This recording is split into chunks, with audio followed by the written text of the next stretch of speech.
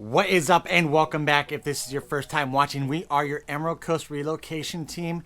Today what we're going to be doing is diving into the Pensacola metro area, because when we talk to you, we try and take everything that you guys are telling us, like I want to be close to the beach, I want to be away from the beach, I'd rather be somewhere a little bit more rural, stuff like that. And so we're going to be talking about a few of these cities in the Pensacola metro area, breaking into some like cost of living, how far they are from the beach, maybe some schools towards the end of it. That way we can really expose you to these basics, and then you kind of have an idea when we do talk to you over your Zoom calls, over your phone calls, when you are calling us about relocating to this area, an idea of kind of what you're looking for and what city to really hone in on. So first, let's go ahead and dive into this cost of living, and I'm actually going to be comparing 5 of these cities, Pensacola being one of those. We're going to be comparing Pensacola, we're going to be comparing Pace, Milton, Gulf Breeze, and Navarre. I was trying to remember them all. And another thing to state on this too is not all of these are cities. When we're talking about cities, there's actually only a few of them that are labeled cities when we're talking about them. So Pensacola, Gulf Breeze, and Milton are going to be the only ones that are actual cities when talking about these 5 different areas. When we're talking about like Pace and Navarre, we're talking more of your unincorporated areas, right? So where they don't really have that city status, but it's good to bring them into this mix because these are 2 cities that you guys have definitely been interested in. First thing we're going to dive into is that cost of living. Again, if you haven't watched any of our other videos, when we go over this cost of living, it's based on the cost of living index, where 100 is your national average. If it's above that, it's more expensive, and if it's below it, it's cheaper. And we're going to be comparing each of these cities in different categories. The first one being your overall cost of living. So if we're talking about your overall cost of living, over in Pensacola, you've got an 89. So since it's below 100, that means that it is cheaper than your national average. Bump over into Pace, you got an overall cost of living index of a 99.8. Bump over into Milton a little bit further east, you also have a cost of living index of 99.8. Gulf Breeze, also a 99.8, and then Navarre is a 99.8. So just looking at that overall number, you might think to yourself, well, it sounds to me like Pensacola's way cheaper, all these places are a lot more expensive. Yes, let's break it down though into a few of these categories so we can see which city is more expensive, which one is cheaper, and then I'm also going to outline which one is the cheapest and then which one is the most expensive in each of these categories. The first category that we are going to be talking about is your food and groceries. Food and groceries over in Pensacola, you're looking at a 96.6, so definitely below that national average. Then we look at Pace. Pace is a 98.8, so that one is going to be below the national average, but more expensive than Pensacola. Bump over into Milton, you've got a 96.6, that is the same as Pensacola. Gulf Breeze, you have a 107.2, and then Navarre, you've got a 101.5. This is something that we have definitely noticed in regards to food and groceries. As soon as you cross that bridge over from the mainland into like Gulf Breeze or Navarre, we have noticed that your food and groceries do seem to be a bit more expensive as compared to that mainland, those mainland cities like Pensacola, Pace, and Milton. That's something that we personally noticed almost right away after moving here, and so that's a quick note that we always like to hit on when you are looking at moving into this area. Next category we're talking about is housing. Now, this is not just the cost to purchase the house, this is also the cost to also rent a house in each of these areas. So if we look over in Pensacola, you are at a 63, well below the national average. And we see this quite often when we are talking about these larger cities, these larger areas, right? Because you have a few different areas, like if we're looking at moving you guys right over in the East Hill, right on the bay or something like that, it is going to be way more expensive than 63 out of 100 when we are talking about these housing prices. But that's just a quick note, since you do have a much more diverse housing within Pensacola, that is what's bringing that number down so much more.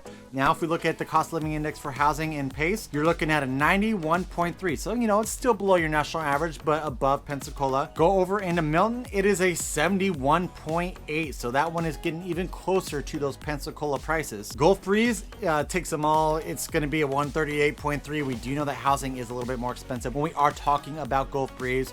Another quick note on this as well too is these best living numbers they are taking is basing the majority of this off of your Gulf Breeze proper. It's not taking into consideration your Oriole Beach, your Tiger Point, your Midway, Sound side areas. This is just proper, and we have seen, unless you go a little bit further down the highway, housing prices are a little bit more expensive in Gulf Breeze proper as opposed to a few of those other areas that I did mention. Then if we look over at Navarre, you've got your housing cost of living index at a 111.8. With all that being said, Pensacola is going to take the cake in regards to the cost of living in housing. That is going to be the cheapest, and then Gulf Breeze will be the most expensive. The next category that we are going to be breaking into with this cost of living is going to be utilities. Utilities is something that we did notice after moving here.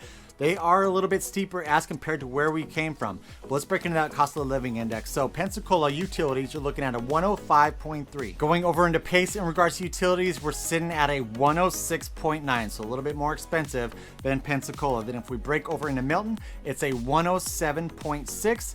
Breaking over in Gulf Breeze, you're sitting at a 105.3.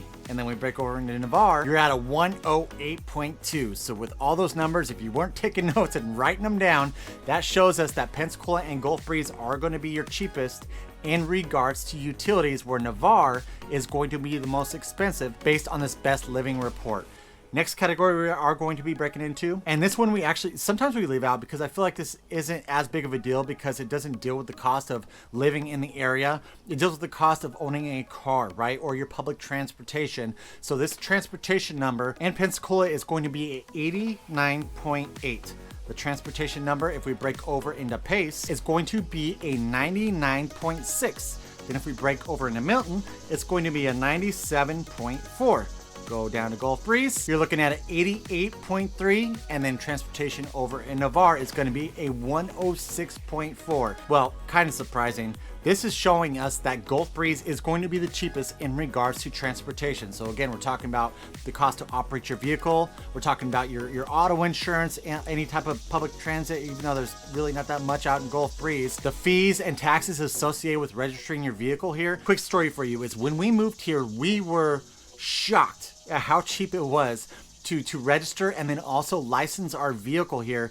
It blew us away. It was literally probably, I'd say like a tenth of what the cost we were paying to register and license our vehicles back in Colorado. It was amazing. Not only that, the great thing about it is when you do license your vehicle here, it could last up to 2 years if you are wanting to pay a little bit more. And when I say a little bit, it is literally just a little bit. You're like, holy crap, this is amazing. And to give you even further reference on that, we were licensing Chelsea's Tesla, and for us to renew it for 2 years, when we have to renew, it's only going to cost us $75. That blew our freaking mind because it was literally going to cost us like $1,500 back in Colorado as compared to here. All right, now that we got all those cost of living index numbers out of the way, let's break in even further into that real estate. What is it going to cost you in order to purchase a house in each of these areas? Of course, Pensacola is going to take the cake with the median sales price of $274,000.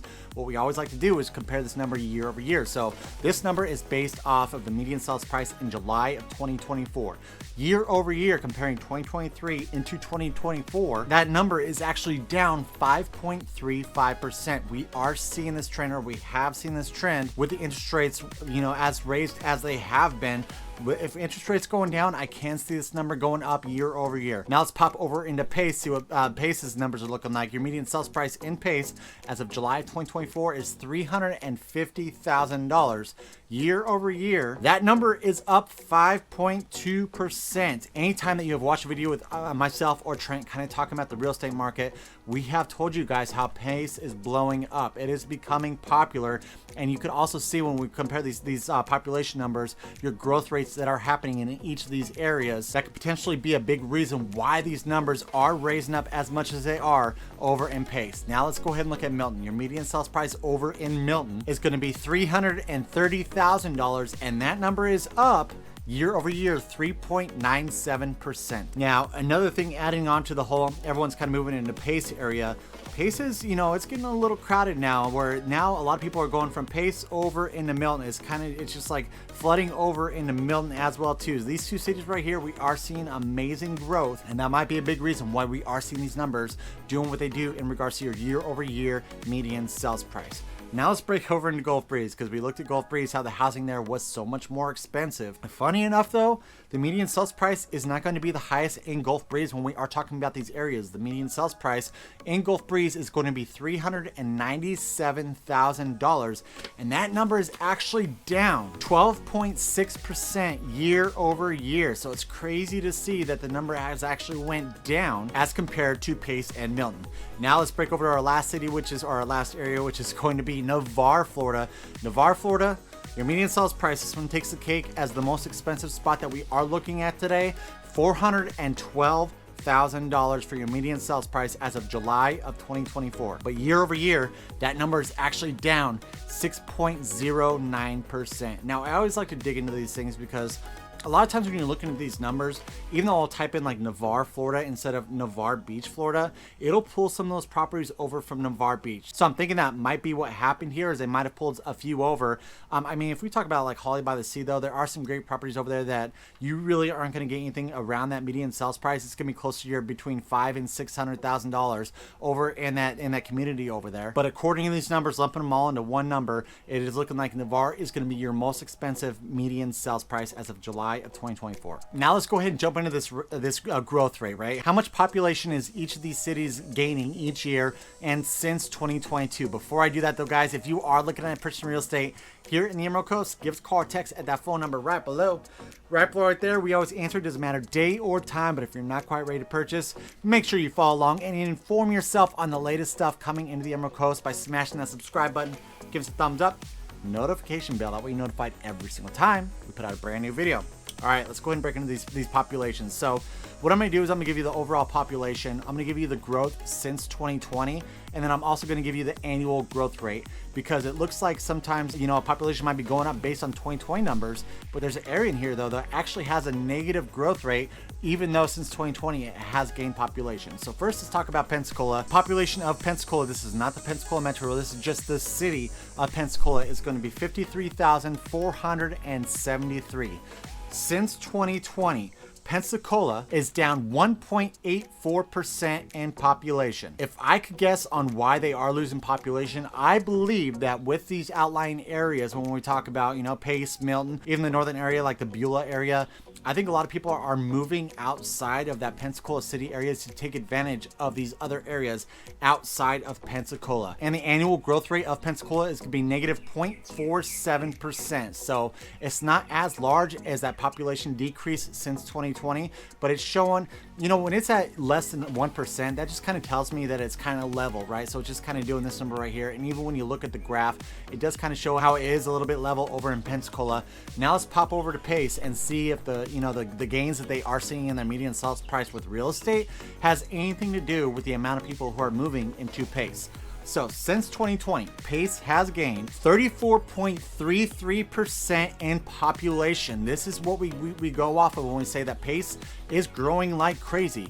And with that, it also has an annual growth rate of 6.83%. That is positive 6.83%. That is the annual growth rate over in Pace. What is it looking like over in Milton now? So Milton, since 2020, has gained 8.84% in population since 2020 and has an annual growth rate of 2.07%. I guess I forgot to tell you the total population. So Pace's total population is 29,416. Milton's total population is 11,184. All of these numbers, quick disclaimer, are based off worldpopulationreview.com. The next city we are going to be talking about is Gulf Breeze, and this is telling me for sure that they are definitely pulling proper numbers when we are talking about this population. Gulf Breeze population is 6,982. Since 2020, it has gained 10.06% in population and has an annual growth rate of 2.33%. So Gulf Breeze is still definitely growing in population. The only thing about it is there's really not much more room to build.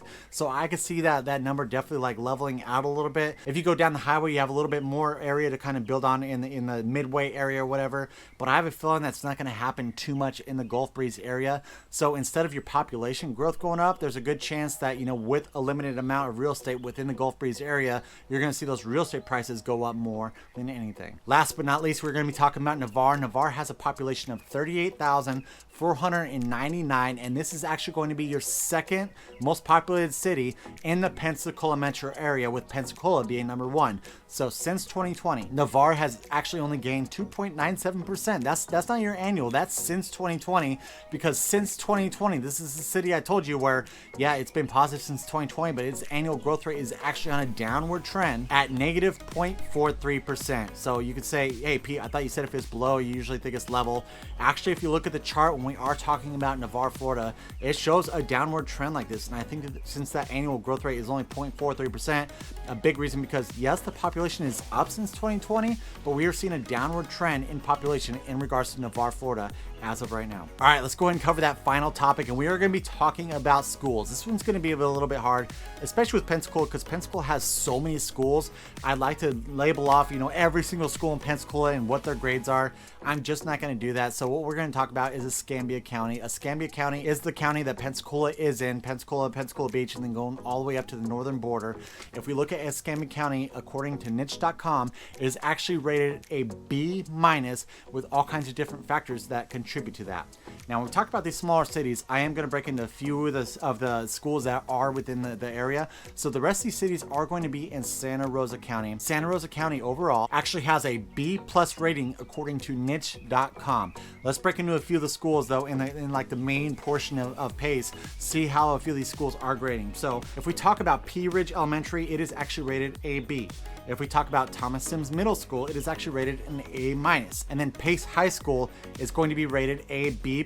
So not bad whatsoever when we are talking about those schools that your kids are potentially going to be attending if living within that main area of Pace. Now let's go ahead and break over into Milton. Milton, again, I just picked a few of these schools. So W.H. Rhodes Elementary is rated a B. And then if we break over to Hobbs Middle School, it is rated a B. And then Milton High School is going to be rated A-B. Let's break over into Gulf Breeze. Gulf Breeze, the good thing about Gulf Breeze is they're all named Gulf Breeze. So you got Gulf Breeze Elementary, you got Gulf Breeze Middle, and you got Gulf Breeze High School. These are all the schools that are within proper. If we go more down the highway, we got like Oriole Beach Elementary. It's also rated highly, but for the purpose of this video, I'm only going to cover these 3 schools in proper. So Gulf Breeze Elementary is rated an A-. Gulf Breeze Middle is rated an A-. And then Gulf Breeze High School is rated an A. When discussing Navarre, it's hard because they don't have an actual elementary school. East Bay just came in. I think it opened in like 2021 or right around there. But they have pretty much a primary school, which is like your pre-K, and then your K through 2nd. And then you have your intermediate, which is 3rd through 5th. And so we'll cover a few of those. But yeah, like East Bay, that's a K through 8 as of right now. And for some reason, it's not popping up on niche.com in regards to grades. I don't know why. Maybe it's because it is so new. But let's cover a few of these Navarre schools. So Holly Navarre Primary School is going to be rated A-B. Holly Navarre Middle School is going to be rated an A-. And then Navarre High School is going to be rated a B+.